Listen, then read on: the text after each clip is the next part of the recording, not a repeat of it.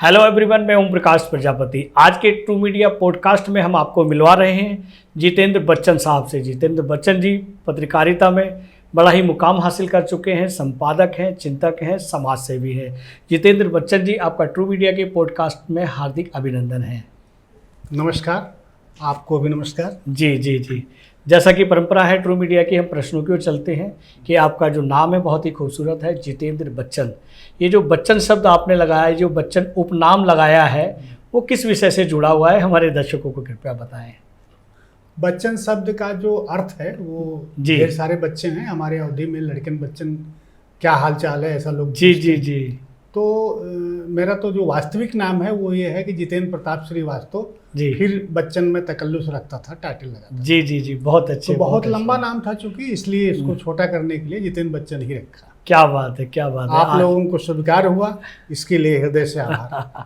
आज आपके नाम का जो राज था वो हमारे दर्शकों को पता लगा। बहुत शुभकामनाएं आपको। हम आगे बढ़ते हैं। जैसा कि सूत्रों से हमें पता चला है कि आप देश के प्रतिष्ठित समाचार पत्रों में संपादक, उप संपादक, विशेष संपादक या ब्यूरो चीफ आप रहे हैं। तो ये जो आपकी जर्नी है ये काफ़ी पुरानी है। हम जानना चाहेंगे कि वर्तमान की पत्रकारिता और उस समय की पत्रकारिता में क्या परिवर्तन आया है। बहुत अच्छा सवाल है जी। जब हमने 32 साल पहले पत्रकारिता शुरू की थी जी, उस दौरान ये था कि हम एक मिशन के लिए काम करते थे जी। हम पैसों के लिए काम नहीं करते थे जी। हमारा उद्देश्य होता था कि अगर हम भ्रष्टाचार को ख़त्म करने के लिए किसी खबर पे लगे जी तो उसको मुकम्मल कंप्लीट करके ही छोड़ते थे। क्या बात है। इसी तरह से एक उदाहरण के रूप में आप ये मान लीजिए कि अगर हम आज की तारीख में, आज क्या है कि आज कंपटीशन बहुत तेज है जी।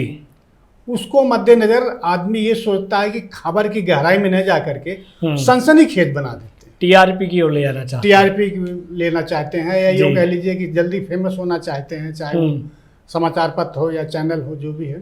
तो तब और अब में सबसे बड़ा अंतर दो जो आए हैं वो ये है कि पहले पत्रकारिता जो होती थी वो उसका एक उद्देश्य था, एक मिशन था जी। आज पत्रकारिता पैसे के लिए की जाती है कि अगर हमारी टीआरपी बढ़ जाएगी या हम इस खबर को सनसनीखेज तरीके से चला करके इसको फेमस कर देंगे तो हमारा मालिक बहुत खुश हो जाएगा और हमें पैसे बढ़ा देगा, इतना पैसा तो मिल ही जाएगा जी। तो जो रोजी रोटी से जोड़ दिया गया ये आज की डेट में है, वो खतरनाक है जी।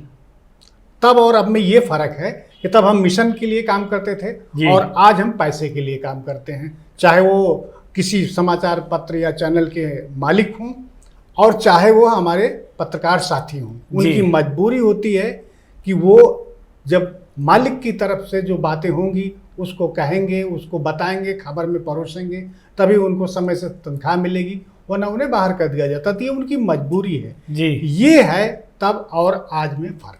बच्चन साहब, बहुत अच्छी जानकारी दी आपने हमारे दर्शकों को। यहाँ एक यकायक एक और प्रश्न बन रहा है कि अक्सर देखा गया है कि सड़कों पर अगर कोई दुर्घटना हो जाती है तो चाहे वो पत्रकार हो या आम लोग हों, उस घायल व्यक्ति को अस्पताल पहुंचाने की जगह वो वीडियोग्राफी या फोटोग्राफी में लीन रहते हैं।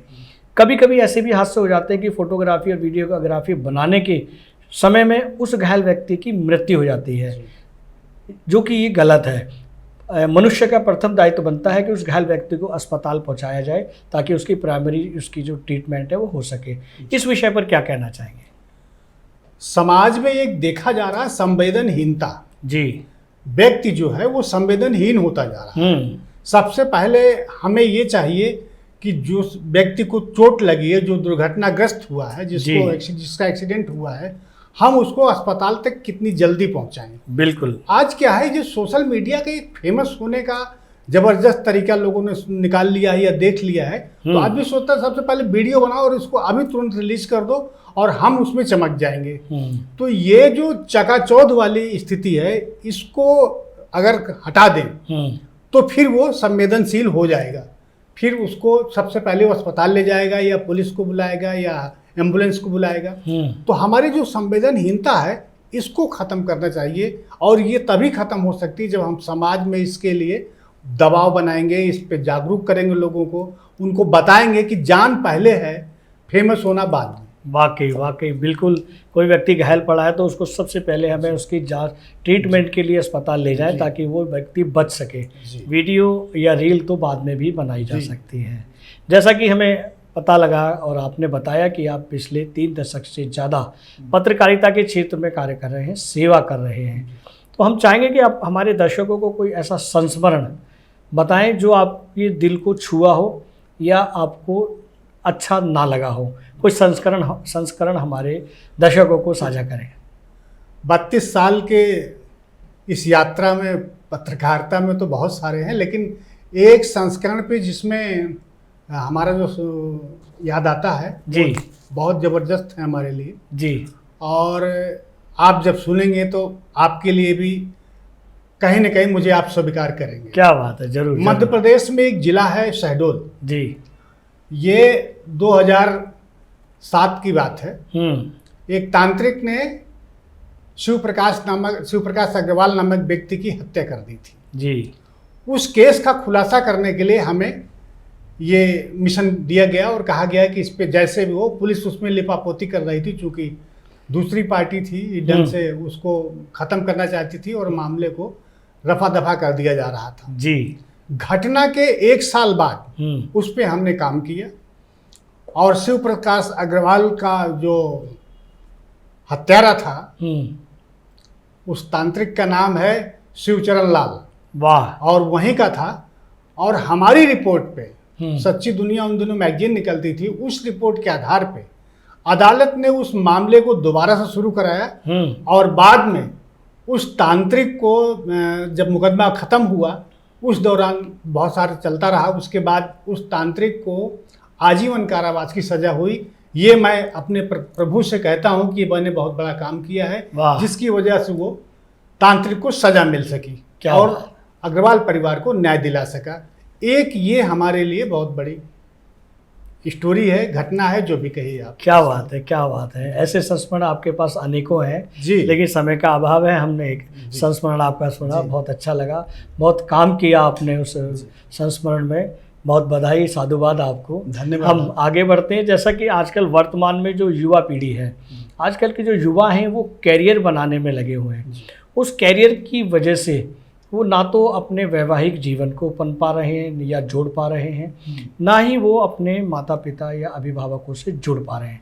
सिर्फ उनका जो टारगेट है कैरियर है, लेकिन कैरियर के साथ साथ में पारिवारिक जीवन जिसके लिए कैरियर बनाया जाता है उस विषय से बहुत दूर हैं। इस विषय पर हमारे युवाओं को क्या कहना चाहेंगे? जी, आज का जो युवा है, आपने ठीक कहा कि सबसे पहले वो कैरियर देखता है जी, और कैरियर बनाने के चक्कर में परिवार से दूर होता चला जाता है, घर से दूर होता जाता है, अपने जन्मभूमि से दूर होता जाता है जी। बहुत ही कष्टदायक स्थिति है। ये जो युवा हैं हमारे, इसके पीछे 2-3 कारण और हैं जी। मुख्य कारण तो यह है कि उनको ये लालसा होती है कि हम कितनी जल्दी IAS बन जाए, PCS बन जाए, या जिस विधा में वो जा रहे हैं, जो भी कैरियर बनाना चाहते हैं, कंप्यूटर के क्षेत्र में, मशीनरी के क्षेत्र में, जिस क्षेत्र में भी बना रहे हैं आप उसको आगे तो बढ़ाना चाहते हैं, लेकिन ये नहीं सोचते कि इसके पीछे जो हमारे स्तंभ खड़े थे, माता पिता, परिवार, घर, वो छूटता जा रहा है जी। और उस छूटने का मुख्य कारण है पैसा जी। पैसा कितनी जल्दी हमारे पास आ जाए और हम करोड़पति बन जाए, लखपति बन जाए, पैसा ज़्यादा से ज़्यादा आ जाए, इसके लिए आदमी सोचता है कि बेहतर से बेहतर कैरियर कंप्लीट करें। जी, कैरियर कंप्लीट करना बहुत अच्छी बात है, लेकिन आप ये सोचिए कि उसके पीछे जो लोग थे जिन्होंने आपको पढ़ा लिखा के आगे बढ़ाया, इस लायक बनाया कि आप अपना कैरियर बनाएं, उनकी कौन याद करेगा और आप उनको भूल जाते हैं। इस आपाधापी में तमाम तरह के नुकसान होते हैं। सवाल ये था कि इस करियर को बनाने के लिए वो अपना वैवाहिक जीवन भी भूल जाते हैं। हाँ, वैवाहिक जीवन, वही मैंने कहा ना, इस भाग दौड़ में जब आप परिवार भूल गए तो फिर ये भी भूल जाते हैं कि साहब हमारी एज 25 साल है या 35 साल हो रही है, 45 साल पहुंच गए। जी जी जी जी। तो हम आपसे सिर्फ यही कहेंगे कि अपने कैरियर को बनाएं, लेकिन इसका भी ध्यान रखें कि जो वैवाहिक स्थिति होती है, जो विवाह की उम्र है, वो 30 साल से पहले है जी। 21-22 साल के और 30 साल के बीच में आपको हर हाल में कर लेना चाहिए। वरना और भी कई कठिनाइयां आते हैं, जैसा कि डॉक्टर लोग परामर्श करते हैं। जी जी जी जी पर आप अपना करियर बनाएं, लेकिन इसके साथ साथ परिवार का, माता पिता का और अपनी वैवाहिक स्थिति का जरूर ध्यान रखें। आप जितनी देर से शादी करेंगे उतनी देर के बाद बच्चे अगर होंगे तो फिर जो आप ये उम्मीद करते हैं कि हमारे बच्चे हमारी सेवा करेंगे, तो जब आप अपने माता पिता की सेवा नहीं कर रहे हैं तो आपके बच्चे आपकी सेवा बिल्कुल कैसे सही करेंगे? कहा, ये प्रकृति है सर। इसलिए समय के साथ चलिए, जी कैरियर बनाइए, लेकिन समय अनुसार विवाह भी करिए और अपना परिवार आगे बढ़ाइए। जी, यही बहुत अच्छी जानकारी दी बच्चन साहब आपने। हम आगे बढ़ते हैं कि इन्हीं विषयों पर एक और टॉपिक है जी। जैसा कि आजकल युवा कैरियर में जुड़ जाता है, उसकी जॉब लग जाती है, चाहे प्राइवेट सेक्टर है या गवर्नमेंट सेक्टर है, वो एकल रूप में रहना पसंद कर रहा है, चाहे वो वैवाहिक जीवन है या अवैवाहिक है। वो 5 डे जॉब करते हैं और लास्ट वीक में वो किसी भी अपने स्टेट से बाहर या कहीं भी वीकेंड पर मस्ती करने चले जाते हैं। वो मस्ती 2 दिन की रहती है, वहाँ वो बहुत सारे क्या कहेंगे शब्दों में कि मस्ती करने जाते हैं, मौज मस्ती करने जाते हैं, नशा लेकर 2 दिन रेस्ट करने जाते हैं, फिर आकर वो मंडे आकर फिर जॉब से जुड़ जाते हैं। लेकिन उस आपाधापी में वो अपने परिवार से, अपने सामूहिक परिवार से और समाज से दूर होते जा रहे हैं, क्योंकि बिना समाज के तो कुछ है ही नहीं। चाहे वो अपनी जन्मभूमि का परिवार हो या सामाजिक हो या जहाँ हम रह रहे हैं वो समाज हो, समाज के साथ जुड़ना बहुत ज़रूरी, लेकिन वो समाज से भी पीछे हो जाते हैं और जो उनको चाहिए या उनके अपनों को उनका प्यार स्नेह चाहिए या जुड़ाव चाहिए वो नहीं मिल पा रहा है। इस विषय पर हमारे युवाओं को क्या कहें? ये दर्शकों के लिए भी बहुत अच्छा सवाल है जी। और आज की स्थिति यही है कि हम संयुक्त परिवार से खत्म होते जा रहे हैं, जी कटते जा जी रहे हैं जी और जी एकल जी परिवार में यकीन रखने लगे। जी जी जी जी जी। एकल परिवार जो होता है वो आकर्षित करता है।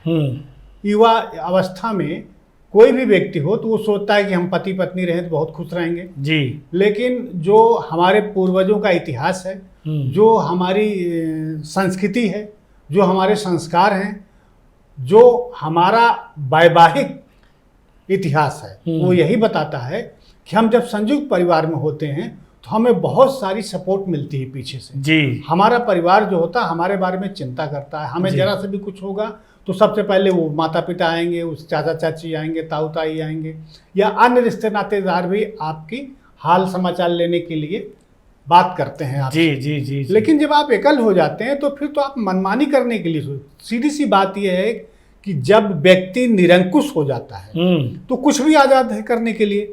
उसमें अच्छा क्या है, बुरा क्या है, इसका ज्ञान जिनको होता है वो भी कभी कभी भ्रमित हो जाते हैं जी। और अज्ञानता में ऐसी दिशा में आगे बढ़ जाते हैं जो उनको आगे चल करके कष्टदायक, कष्टप्रद जो भी कहिए, वो उनके लिए हानिकारक होता है। जी। तो मैं सिर्फ इस पे यही कहूँगा, आप सभी से विनम्र अनुरोध करूँगा कि अगर आप युवा हैं और अपने साथी के साथ, हमसफ़र के साथ या पत्नी के साथ रहते हैं, अकेले रहते हैं, तो कोशिश यही करिए कि अपने संयुक्त परिवार की तरफ लौटिए, क्योंकि जिस दिशा में आप जा रहे हैं अगर आप भटक गए तो वहाँ आपको नशे की लत लग सकती है या और किसी प्रकार की गंदी लत लग सकती है। उसका नतीजा क्या होगा कि आप बिखर जाएंगे।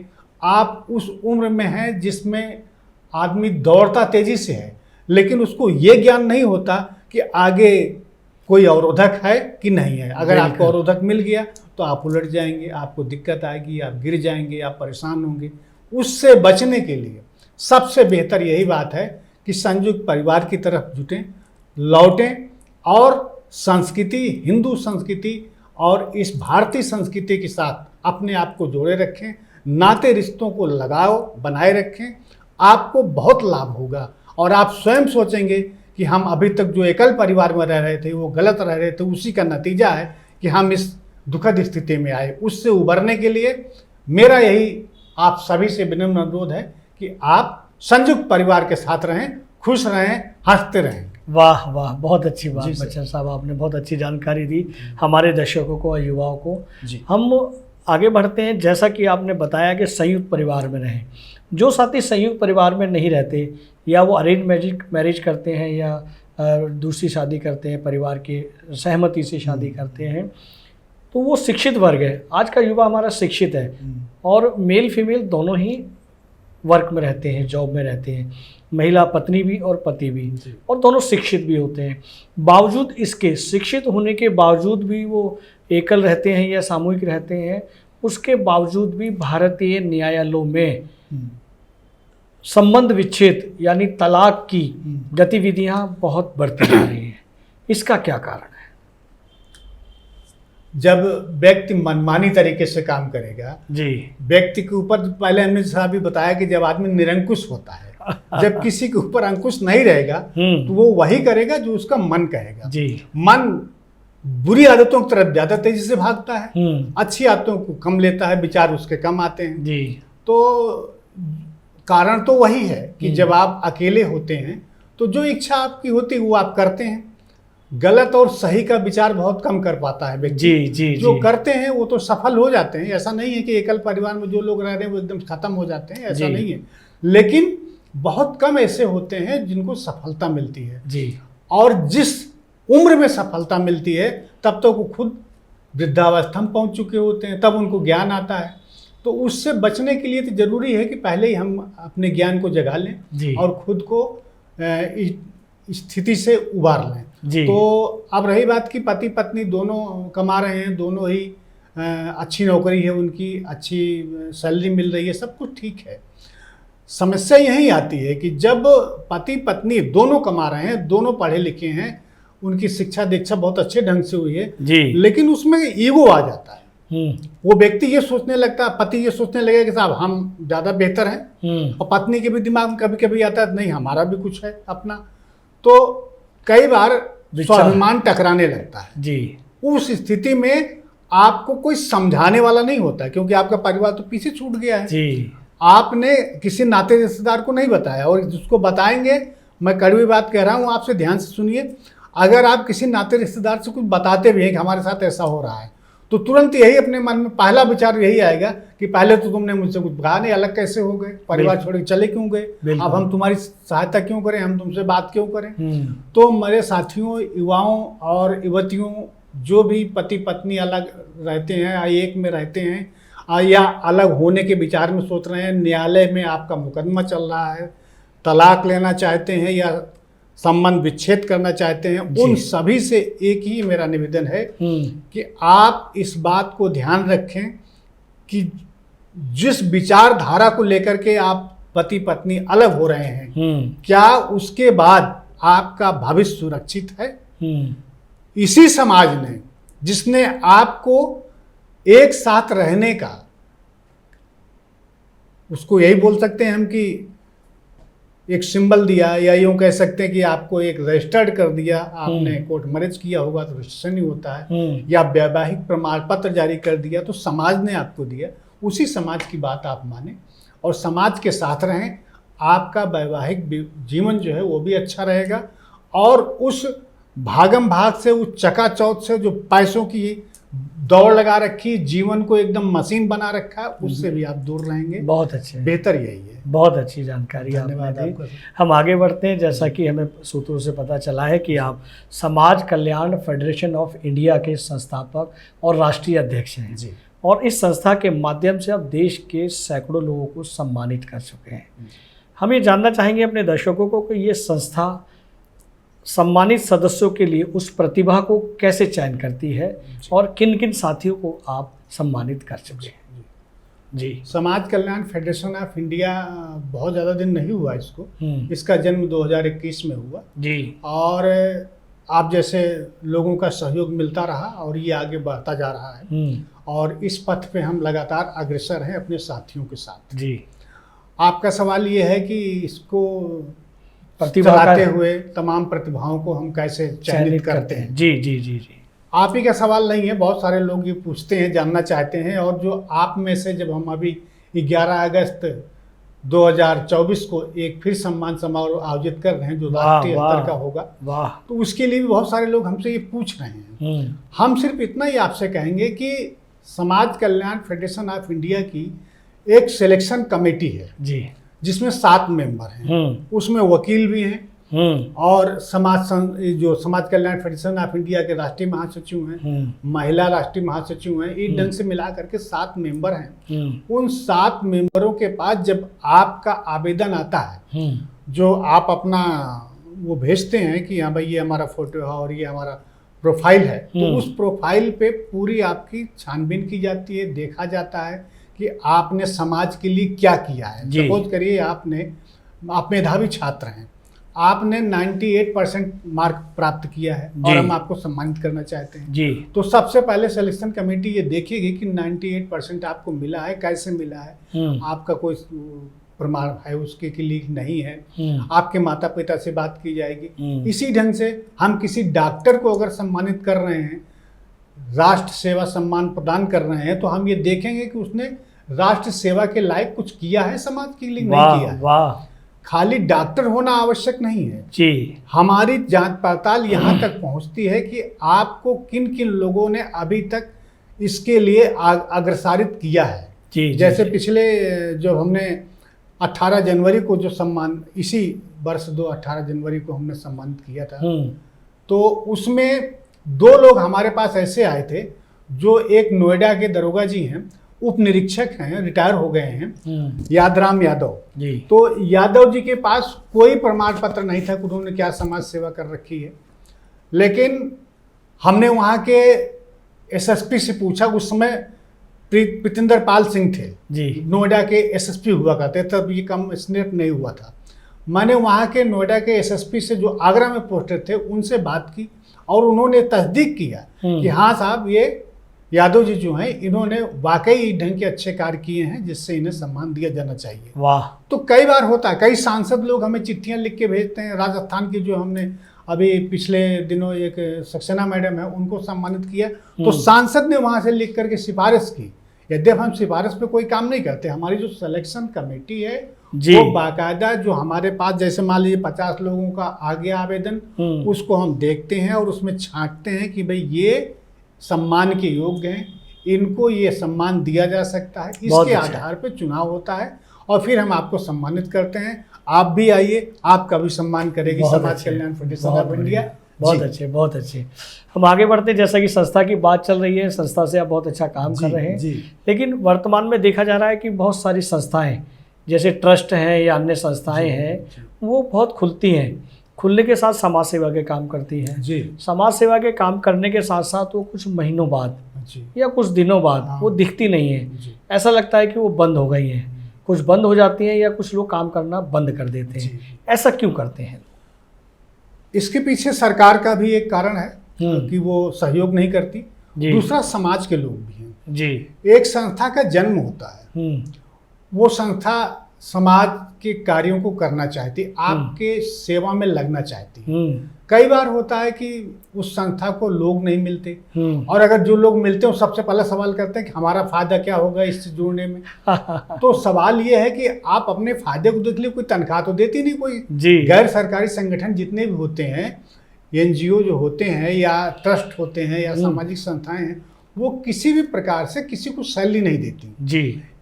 ट्रस्ट में कुछ ऐसी विधा जरूर है कि जो 2-1 लोग सैलरी पाते हैं, लेकिन तब पाते हैं जब उनको सरकार से किसी प्रकार की ग्रांट मिलने लगती है या समाज के द्वारा इतना डोनेशन प्राप्त हो कि वो सामाजिक कार्य करें, साथ में स्टाफ को भी अपने कुछ न कुछ अंशदान करें जी। तो ये कारण है। सबसे बड़ी बात यही होती है कि संस्था चलती नहीं है, उसका कारण यही है कि समाज के लोग जो होते हैं, जिनको काम करना है, सपोज करिए आपको यहाँ पे एक वो लगवाना है, स्वास्थ्य कैंप शिविर लगाना है जी। अब स्वास्थ्य शिविर लगाने के लिए बैनर चाहिए, कुर्सी चाहिए, डॉक्टर चाहिए, अस्पताल के स्पेशलिस्ट जो भी हैं, नर्सें भी आएंगी, वहाँ 2-4 लोग ऐसे भी होंगे जो मरीजों को लाने के लिए काम करेंगे। तो वो जो वॉलेंटियर हैं जी, वो नहीं मिलते जी। और अगर मिलते भी तो सबसे पहले यही सवाल करेंगे कि हमारा क्या लाभ होगा सर। तो समाज सेवा का मतलब तो सीधी सी बात है कि हम सेवा करने आए, पैसे की बात नहीं की जा सकती जी, जी। तो जब आपके दिमाग में ये विचार आएगा कि आप सिर्फ सेवा करना चाहते हैं, तो आप उस संस्था से जुड़ेंगे। नहीं जुड़ेंगे या संस्था आपको नहीं जोड़ पा रही है, सरकार तो 3-4 साल के बाद कुछ करती है। जब आप प्रोजेक्ट बनाते हैं, जब उनको फाइल करते हैं, सरकार पास करती है, तब कहीं कुछ पैसे उसे मिलने की उम्मीद होती है। इससे पहले तो सामाजिक अंशदान पे ही जितनी संस्थाएं हैं वो निर्भर रहती हैं। क्या बात है। तो उन लोगों को जब आप जोड़ नहीं पाते, जोड़ने का एक ही कारण है, फेल होने का एक ही कारण है, न जोड़ पाने का एक ही कारण है, और फेल होने का एक ही कारण है कि या तो संस्था समाज के लोगों को जोड़ नहीं पा रही है, या फिर समाज के लोग ही उस संस्था पे नहीं जुड़ पा रहे हैं और इसलिए संस्था बंद हो जानी पड़ती मजबूरी। वाह वाह वाह, बहुत अच्छी जानकारी दी आपने बच्चन साहब। हम आगे बढ़ते हैं। जैसा कि आप 3 दशक तक आपने बहुत अच्छा काम किया एज ए संपादक के रूप में भी। इस विषय में हम जानना चाहेंगे कि संपादक जो होता है एक बहुत अच्छा लेखक होता है जी, और लेखक जो होते हैं वो एक संपादक भी होते हैं जी। और लेखक की पहचान काफ़ी अच्छी हो जाती है, चाहे वो साहित्य के क्षेत्र में हो या स्टोरी रूप में हो या किसी भी रूप में हो। लेकिन जो संपादक होता है उसकी कोई पहचान नहीं होती है, क्योंकि लोग जो है लेखक को जानते हैं, पत्रकार को जानते हैं, लेकिन संपादक को बहुत कम जानते हैं। संपादक को जो एक वर्ग है जो मीडिया से जुड़ा हुआ है वही जानते हैं। तो ऐसा क्यों होता है समाज में कि संपादक का कोई उसका परिचय कुछ नहीं होता, लेखक का परिचय अधिक होता है? गुरु के बिना ज्ञान नहीं होता, सवाल इससे जुड़ा है, ये कह सकते हैं आप। संपादक जो होता है वो विद्वान होता है जी, और वो लेखक भी होता है, पत्रकार भी होता है। जिस विधा से संबंधित वो संपादक है, अगर वो किसी साहित्यिक पत्रिका के हैं तो वो विद्वान होते होंगे, किसी समाचार पत्र के हैं तो सबसे बड़े पत्रकार होंगे, तभी वो संपादक बन पाते हैं।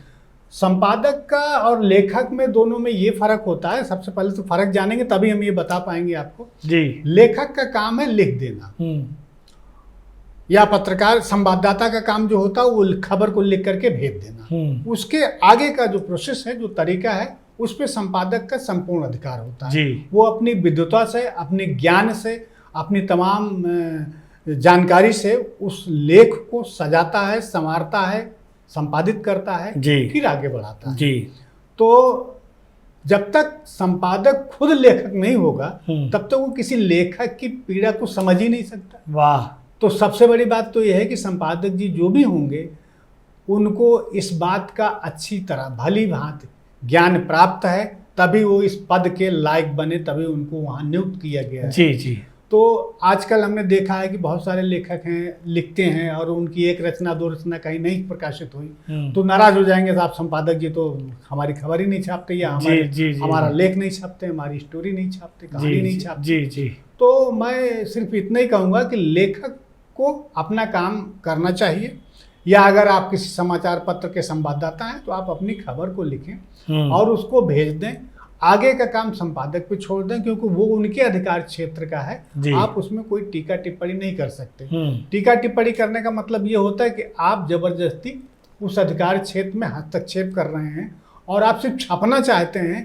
क्या छापे इससे आपको कोई ताल्लुक नहीं, कोई मतलब नहीं है। तो संपादक का अधिकार जो है वो विद्वता का है, पूरे संपादन करने का जो उनको ज्ञान है उसके बराबर में संवाददाता या लेखक नहीं बन सकता। वाह। तो संपादक का काम अच्छी तरह से संपादन करने की जरूरी है कि उनको स्वतंत्र प्रभार दिया जाए, यही मैं कहूँगा। बहुत अच्छी जानकारी दी है। हम आगे बढ़ते हैं बच्चन साहब। जैसा कि आजकल हम सब देख रहे हैं, क्योंकि आप पत्रकारिता से जुड़े हुए हैं, बहुत सारी खबरें और आपके डेस्क के द्वारा जाती हैं जी। जो आज का वर्तमान युवा है, जो शिक्षित युवा है, जो पेशेवर जो युवा है, चाहे वो जॉब में है या गवर्नमेंट जॉब में है या प्राइवेट सेक्टर में कहीं भी है, वो नशे की मकड़ जाल में फंसता जा रहा है और वो अपने जीवन को बड़ा संकोची बना रहा है। इस नशे में फंसते युवा का दोषी कौन है? ये समाज दोषी है या उनके अभिभावक दोषी है? दोषी हैं तो उसका समाधान क्या है? अच्छा सवाल है, बहुत बढ़िया सवाल है। और ख़ास करके युवाओं को लेकर के जब हम बात करते हैं तो वाकई ऐसा संदेश देना चाहिए जी जो उनके हक में हो जी। हम फिर एक बार सभी आपसे यही कहेंगे कि सबसे बड़ा कारण यही है कि हम एकल रहते हैं, जीवन जीते संयुक्त परिवार में नहीं रहते जी। एकल जीवन जो जीते हैं उसमें सिर्फ आप होते हैं, या अब आपकी शादी हो गई तो आपकी पत्नी है, विचार विमर्श करने के लिए आपके पास है कौन? 2-4 दोस्त या जिस दफ्तर में काम करते हैं वहाँ के सहयोगी।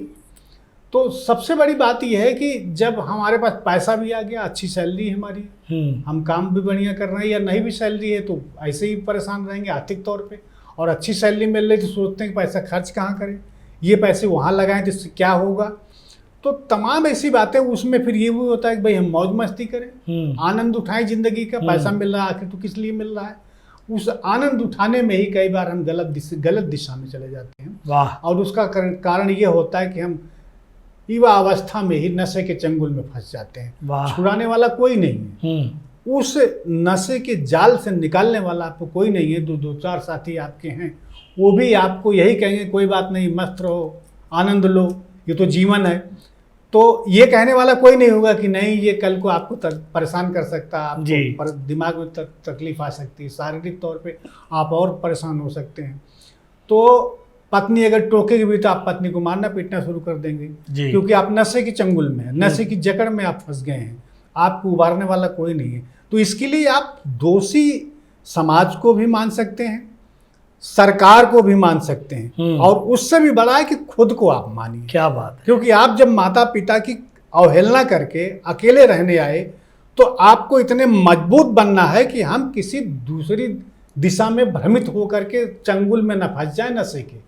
नशे के चंगुल में फंसने का मतलब है कि आपने पूरे खानदान का नाम डुबो दिया, खुद तो आप एक दिन खत्म होंगे ही होंगे, परिवार भी आपके पीछे कितना परेशान होगा ये आप स्वयं सोच सकते हैं। तो बेहतर यही है कि हम उससे उभरने के लिए जो हमारे समाज के लोग, अब यहाँ जिम्मेदारी की बात मैं बताऊंगा कि जो समाज के लोग हैं, खास करके जो ये जो NGO होते हैं, गैर सरकारी संगठन जो होते हैं, उन लोगों का फर्ज बनता है कि ऐसे लोगों को जागरूक करें, और सरकार को, जो सोई हुई सरकार है, उसको भी जगाएं कि देखिए जो युवा पीढ़ी है किस तरह से नशे के चंगुल में फंसती जा रही है, इस गर्त से उनको बाहर निकालना है।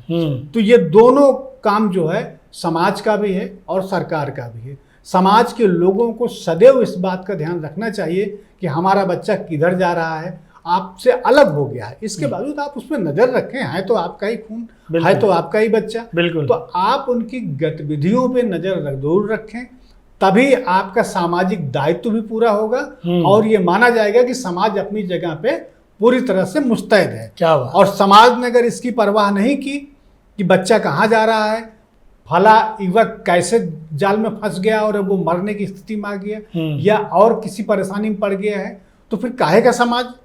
अगर समाज के लिए वो युवक काम करने को तैयार है तो समाज का भी फर्ज बनता है कि उस बच्चे को, उस युवक के बारे में जागरूक करे, उसको किसी अच्छे अस्पताल में ले जाए, नशा मुक्ति केंद्र पहुंचाए और उसको ठीक करने की कोशिश करे। समाज का ये काम करता ही नहीं है कि उसकी तरफ से आंख मूंद ले।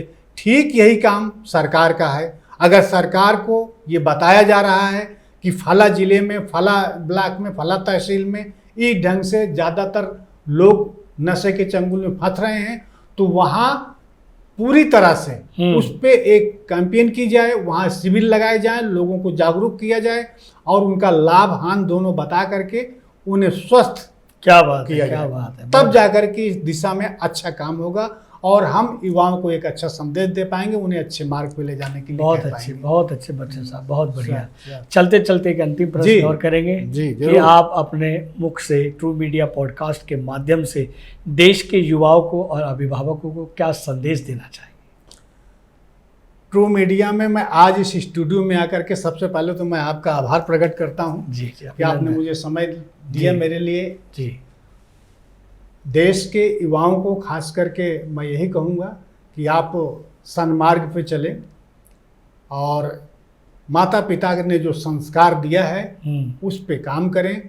अपने साथियों को भी बताएं कि अगर हम परिवार में, संयुक्त परिवार में रहेंगे तो एक अच्छा युवक नागरिक बनेंगे, देश के नागरिक बनेंगे। वाह, वाह। दूसरी बात, हम अभिभावकों से ये कहेंगे कि जब युवक, जब आपका बेटा बड़ा हो जाए और शादी हो जाए उनकी, तो हमारा ये फर्ज बनता है कि हम उनके फैसले के बारे में ज़्यादा दखलंदाजी न करें और माता पिता को हक जताते हुए भी इस बात का ध्यान रखें कि हम बेटे को उसके निर्णय पे गर्व करेंगे तो हमारा बेटा भी आगे बढ़ेगा। बस इसी के साथ धन्यवाद आप सभी का। जितेंद्र बच्चन साहब, आपने ट्रू मीडिया के पॉडकास्ट के लिए अपना बेशकीमती समय दिया, उसके लिए आपका बहुत बहुत शुक्रिया। धन्यवाद आपका। अगर आप ये वीडियो YouTube पर देख रहे हैं तो हमारे चैनल को सब्सक्राइब करें और बेल आइकन को दबाना ना भूलें। अगर आप Facebook पर ये वीडियो देख रहे हैं तो हमारे पेज को लाइक करें।